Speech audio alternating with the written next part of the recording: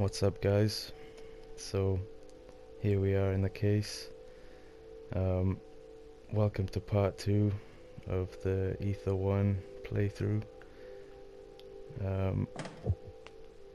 So she wants us to take core memory photographs, which are behind these 4 doors. In order to get behind a door, we need to collect 8 red ribbons, which we'll find in said area. These shelves are for collecting items. That's actually one of the things that they fixed in the update. One of the trophies, one of the achievements is called Hoarder, and it's for filling every shelf. But one of the shelves, I'm not sure which one it was bugged and you couldn't put anything on it, so you couldn't get the achievement. But I believe they have fixed that now, so we're going to be collecting as much stuff as possible. This here on the floor is a plaque. We need to restore plaques, which we'll find in the world once we get around to all these different places. And we also need to restore projectors, as you can see up there. They've changed that font too, where it says restored projectors 0 out of 20. That used to look different. I think it was smaller. So yeah, as you can see there, press triangle to teleport, so that's what we're going to do. Our sole purpose this evening is to track the memory and pinpoint its location so we can cleanse it of any disease present. Everything you're seeing in front of you is a visual environment pieced together from our client's subconscious mind. Barren wastelands or an abstract painting reimagined. It's all completely tangible. All I can see are brain scans of tissue degradation confirming my previous diagnosis of dementia. Both are incredibly important if we are to succeed and understand our client's needs. Now, if you just give me a second, I'll have some more details for you. Feel free to explore in the meantime. Yeah, so I wanted to talk there, but I don't want to talk over the in-game dialogue. I took the bottle. Look at that. Isn't that beautiful? I took the bottle. It's not useful, but we're going to put it on our shelf here. Just to start off with the collecting.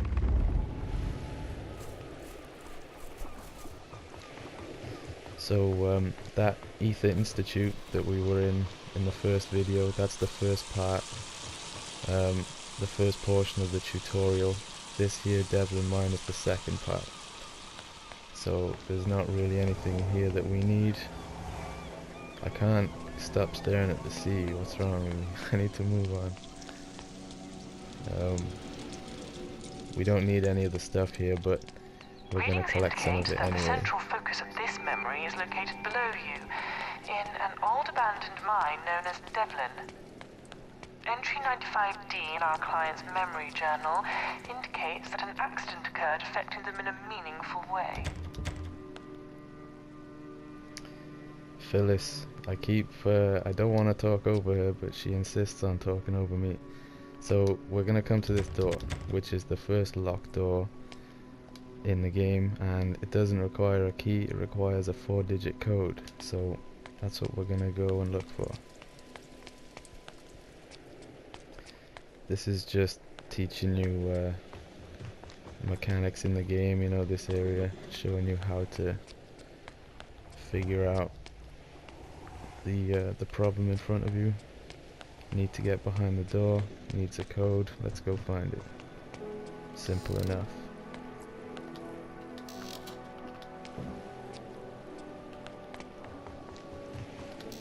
It's a good idea to check cupboards, drawers, anywhere that you think there might be an item that's useful.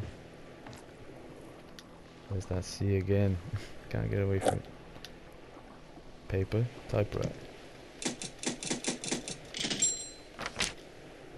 Memory journal number 1. And there's a plate. Looks innocent enough, just sitting there in the sunlight, but if we pick it up and we flip it over, it does have a 4-digit code. So we can even just take the plate. One, so we can refer to the code whenever we want. And two, another item for our shelf.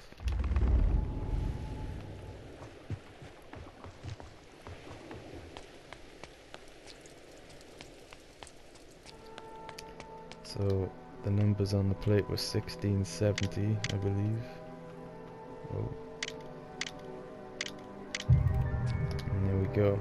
Okay, so I've been digging a little deeper into our client's personal history, and I found details of a strong emotional response to someone who once worked within the mine.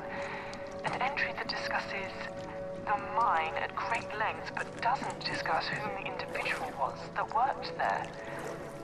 Continue to work your way down, further into the mine.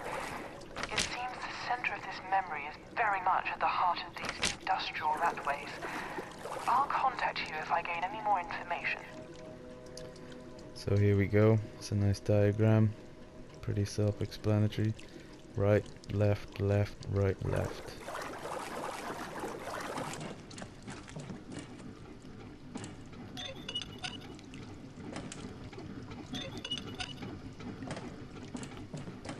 All valves are in the correct position. Hit the switch. And there's that sound again, telling us that we did something right.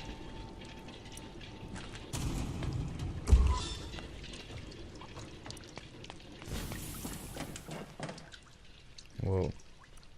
There's a few bugs there that the guys didn't manage to catch.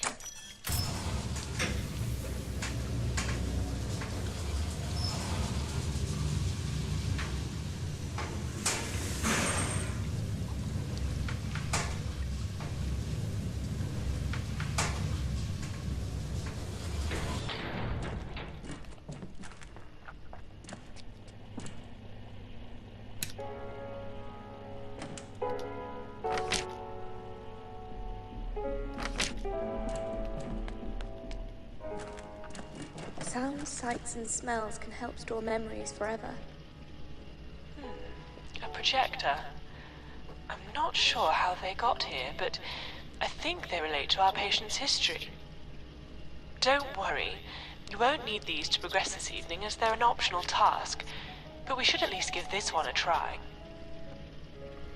Sorry guys, I'm just gonna turn down the game audio. I'm afraid it's a bit loud, it might be coming through the mic. If it has, then I apologize for that. So here's a projector in pieces. She says that we don't need to interfere with these because it's not, you know, it's not required, it's an optional task, but if you're playing the game you really do want to complete these because they're a vital part of the story. They're really important to the story and a big part of the game. So what could be the tasks in the area that we have to complete in order to put this together? Let's explore. Into bottle. Things we touch throughout our life can stay with us in the back of our minds. And the fact that we saw the pinwheel and heard from either the doctor or the little girl means that we're on the right track by picking up that bottle. The note is from Steve and he's looking for his book. I'll store important notes like this downstairs in the case for you. They'll be there whenever you want to have a look at them.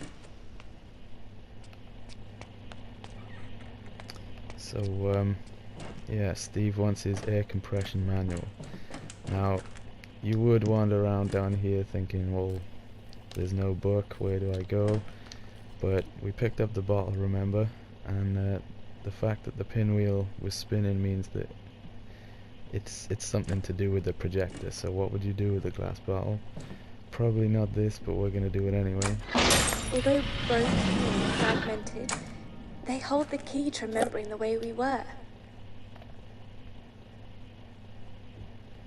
Oh, I hope that wasn't important. No, Phyllis, it's just a glass bottle. But now it's a shank, a nice sharp object. So you would have wandered around and said, well, there's nothing to do. A good trick in this game if you're stuck is hold down L1 if you're playing on the PS4 with the controller anyway. hold down L1, look around, and there we go. That's interactable because it has a name, so it's a rubber pipe. So we'll press square, and with our sharp bottle we rip the pipe. So we're gonna keep tearing pipes.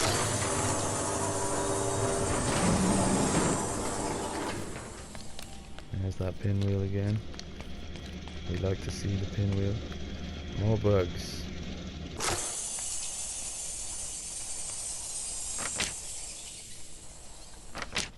I hope everyone else is seeing the bugs and not just me. Otherwise I'll sound crazy.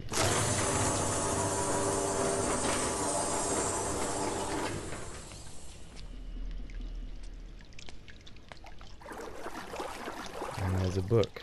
So A spray of perfume and it all comes flooding back. in fact, I think we need the glass bottle. So as I said before, I was going to show you what to do. Instead of using, there isn't a black mat here anyway, but even if there was, ignore the black mat and do this instead. Just go to your shelves and throw down both items. That way you can't leave anything behind, right? But we will take the book because Steve wants his book back. And I think Dan is who he was addressing in that letter, but I don't think Dan is around, so we're gonna help out instead. And as you can see, because we completed a few tasks, the projector is now nicely fit together, but just needs one more task complete to stand her up and watch her, and maybe it's this.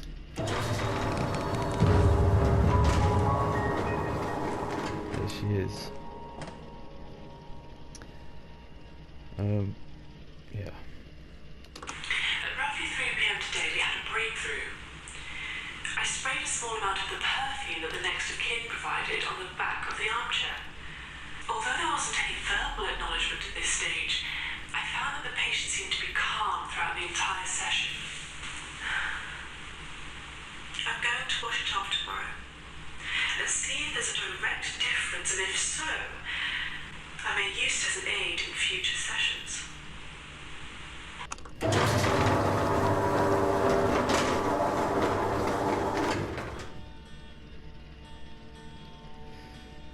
And there we go. There's that music, and the door is open. But I think we're getting close to the end of the video, so I'm gonna stop it there, and I'll catch you guys in the next one. Thanks for watching.